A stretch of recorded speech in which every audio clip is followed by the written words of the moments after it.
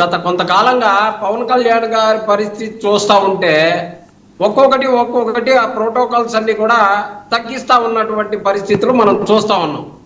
అంటే ఇప్పుడే కాదు, గతంలో ప్రధానమంత్రి గారు వచ్చినప్పుడు కూడా, ప్రధానమంత్రి గారు స్టేజీ మీద ఉన్నప్పుడు చంద్రబాబు నాయుడు గారు వారి అబ్బాయిని దగ్గరగా పిలుచుకొని ప్రధానమంత్రి గారికి పరిచయం చేయటం కానీ, లేకపోతే నిన్నటికి నిన్న పవన్ కళ్యాణ్ని ఒక మూలన ఇసిరేసినది. ఎందుకంటే అరటిపండు ఆటలో అరటిపండు లాగా వాడుకున్నారు, కావాల్సిన ముఖ్యమంత్రి అయ్యారు, అన్ని జరిగిపోయినాయి.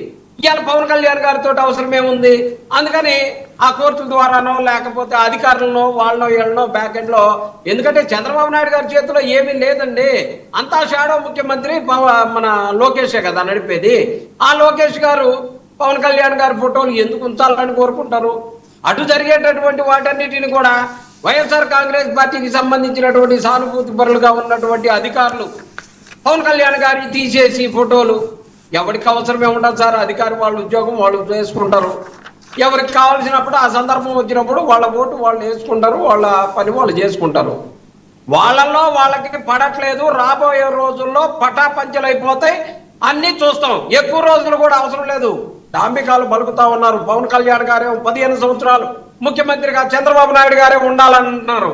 ఈ కూటమే కలిసి ఉండాలి, ఈ కూటమిలో అవకాశాలను బట్టి ఎవరు ఉంటామనేది కాదు, చంద్రబాబు నాయుడు గారే ఉండాలంటారు.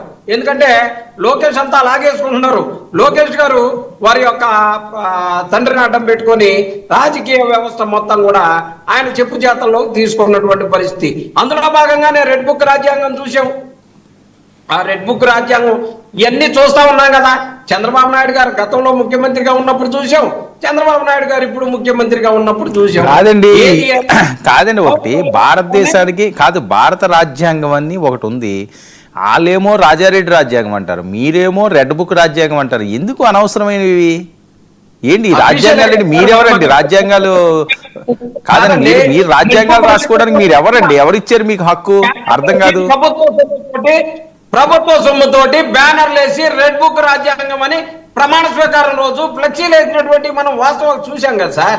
మేమేం చెప్పుకోలేదే, వాళ్ళు మమ్మల్ని అవాసు పాలు చేయాలని రాజారెడ్డి రాజ్యాంగం అని చెప్పేసి ఇంకోటి అని వాళ్ళు మాట్లాడినటువంటి, కానీ వీళ్ళు అఫీషియల్ గా హోర్డింగ్స్ హైవేల మీద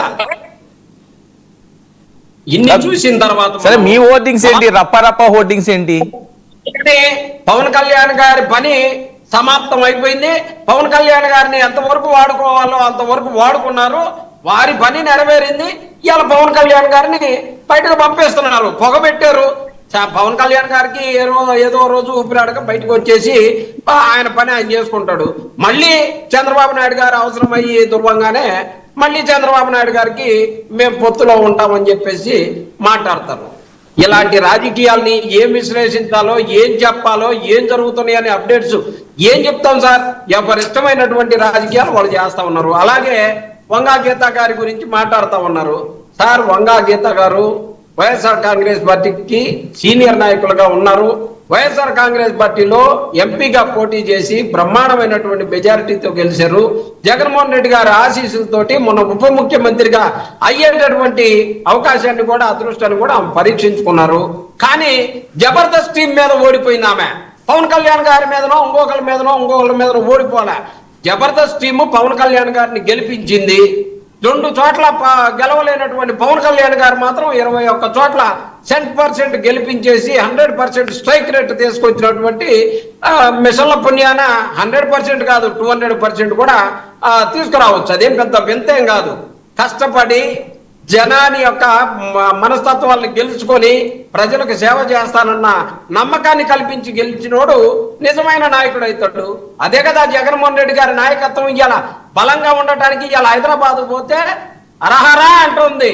హైదరాబాద్ లో చూశాం కదా, వేలాది మంది జనం జగన్మోహన్ రెడ్డి గారికి స్వాగతాలు పలుకుతా ఉంటే, ఇలా జగన్మోహన్ రెడ్డి గారికి అసలు అంతమంది జనం ఎలా వచ్చారు, అసలు ఎందుకు వచ్చారు, కోర్టుకు పోతే ఎందుకు వచ్చారు? మాస్ లీడర్ అండి, అభిమాన నాయకుడు సార్.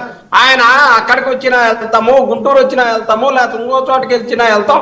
అభిమానులు అనేవాళ్ళు దేశవ్యాప్తంగా ఉన్నారండి. జగన్మోహన్ రెడ్డి గారికి ఏదో ఆంధ్రప్రదేశ్ కి పరిమితమైనటువంటి వారు కాదు. అంటే మిగతా వాళ్ళకి ఎవరికి లేదా ఏంటిది? దేశవ్యాప్తంగా కానీ లేకపోతే ప్రపంచవ్యాప్తంగా కానీ అభిమానులు